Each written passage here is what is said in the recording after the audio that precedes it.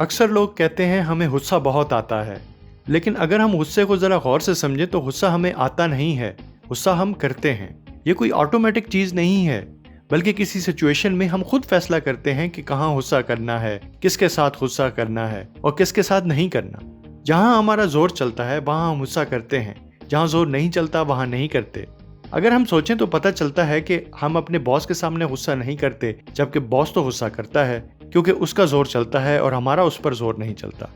हम बच्चों पर गुस्सा करते हैं, घर वालों पर गुस्सा करते हैं, सड़क पर अजनबी लोगों पर गुस्सा करते हैं, लेकिन जहाँ पर हमें ज़्यादा अपना नुकसान नज़र आ रहा हो वहाँ हम गुस्सा नहीं करते।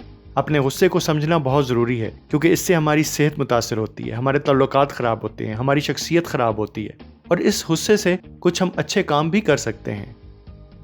ये किताब एंगर मैनेजमेंट फॉर डमीज हमारी मदद करती है कि हम गुस्से को किस तरह से कंट्रोल कर सकते हैं और किस तरह सख्त सूरत हाल में पुरसुकून रहना सीख सकते हैं।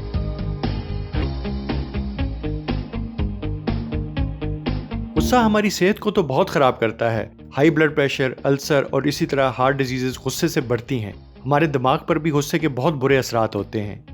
आजकल के दौर में देखें तो हस्बैंड वाइफ की डाइवोर्स ज़्यादा हो रही है और अक्सर इसकी वजह गुस्सा है।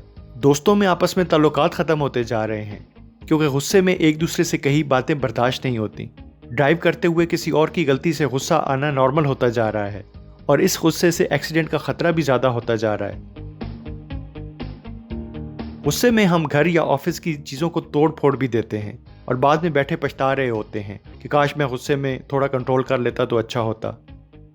और दुनिया में जिन लोगों ने गुस्से को कंट्रोल करना सीख लिया उन्होंने बहुत बड़े काम किए। कुछ लोगों ने तो अपने गुस्से की फीलिंग्स को पॉजिटिव काम की तरफ मोड़ दिया और बहुत कामयाबी हासिल की। मिसाल के तौर पे नेल्सन मंडेला, जिन्होंने जवानी में स्याह कौम के साथ अपने मुल्क साउथ अफ्रीका में नाइंसाफ़ी देखी और इस हिस्से को मंडेला ने कैसे निकाला। उन्होंने स्याह कौम के हकूक़ के लिए पुरअमन मूवमेंट चलाई, जिसमें वो कैद भी हो गए, लेकिन आखिरकार कामयाब हुए और नाइंसाफ़ी का खात्मा किया।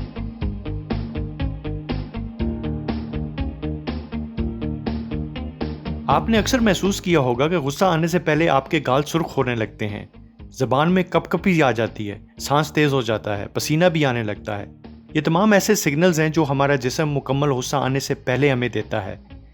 जब ऐसी फीलिंग्स आने लगे तो इस वक्त हमारे पास एक चांस होता है कि हम अपने आप को समझा लें और गुस्से को कंट्रोल करने की कोशिश करें। हम अपने आप को समझा सकते हैं कि ये 5 या 10 मिनट का वक्त है, ज़रा सब्र करें, गहरे और लंबे सांस लेना शुरू कर दें, अपनी जगह तब्दील कर लें। बेहतर है बाहर खुली फ़ज़ा में आ जाएं, वॉक करना शुरू कर दें और अगर कर सकते हैं तो अपने माइंड को किसी पॉजिटिव टॉपिक की तरफ आर्जी तौर पे शिफ्ट कर लें। अपनी वेकेशन, छुट्टियां उनको प्लान करना शुरू कर दें। किसी दोस्त के साथ खाना खाने का प्रोग्राम बनाना शुरू कर दें या कुछ और। लिहाजा अगर आप अर्ली सिग्नल्स को समझ लेते हैं और गुस्से पर काबू पाने की कोशिश करते हैं तो आप काफ़ी हद तक गुस्से को कंट्रोल कर लेंगे।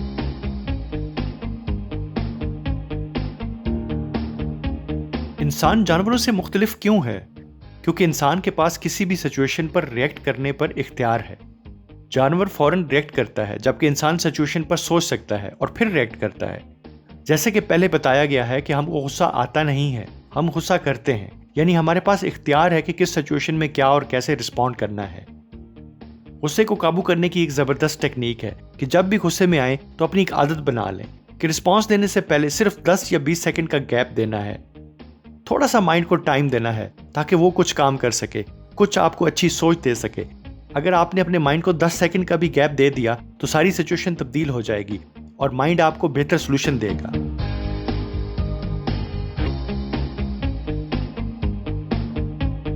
जब कोई बात आपकी मर्जी, मिजाज या असूल के खिलाफ हो तो एक सूरत यह है कि हम गुस्सा कर दें, लेकिन अगर हमने अपनी फीलिंग्स को दबा जाएंगे और रिएक्ट नहीं करेंगे तो वो बात हमारे दिमाग में रह जाएगी, एक लावा सा बनता रहेगा और एक फ्रस्ट्रेशन बनती जाएगी और फिर किसी इसी सूरत में हम छोटी सी बात पर ज़्यादा गुस्सा कर देंगे।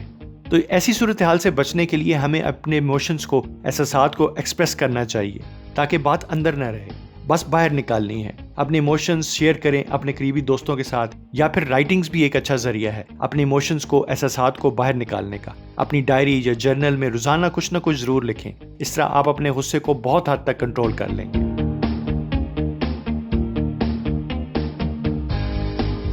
जैसे पहले बताया है कि नेल्सन मंडेला ने अपने गुस्से का सही इस्तेमाल किया और अपने मुल्क को तब्दील कर दिया। इसी तरह दुनिया में बेशुमार ऐसे लोग आए हैं जिन्होंने अपने साथ होने वाली ज्यादती पर किसी से लड़े नहीं, गाली नहीं दी, गुस्से में चीजें नहीं तोड़ी, बल्कि अपने गुस्से से एक पॉजिटिव एनर्जी ली, एक ऐसी ताकत जिसको उन्होंने अपने काम में लगाया, अपने लिए नए गोल सेट किए और कुछ बड़ा काम करके दिखाया। जैसे क्रिकेट में बॉलर बैट्समैन को घूरता है, कोई बात बोल देता है, तो उसका मकसद होता है कि बैट्समैन की तवज्जो फोकस अपनी गेम पर न रहे और वो गलती करे और आउट हो जाए। दुनिया के बेहतरीन बैट्समैन इस सूरत हाल में अपने गुस्से को काबू करते हैं और वही गुस्सा अपनी बैटिंग के जरिए निकालते हैं। तो अगर गुस्से को इसी तरह पॉजिटिव एनर्जी में तब्दील करके अपने काम में इसी ताकत को लगा दिया तो फिर आपके लिए गुस्सा किसी तोहफे से या किसी रहमत से कम नहीं। तो यूं ये किताब हमें सिखाती है कि हम गुस्से को कुछ खास लोगों या सूरत हाल में करते हैं जिसको हम प्रैक्टिस के साथ, कोशिश के साथ काबू कर सकते हैं। अपने गुस्से को समझें और हमेशा गुस्से की हालत में जवाब देने में कुछ सेकंड का गैप दें। नेगेटिव इमोशंस हमेशा एक्सप्रेस करते रहें और अपने गुस्से से पॉजिटिव एनर्जी लें और जिंदगी में कुछ बड़ा काम करें।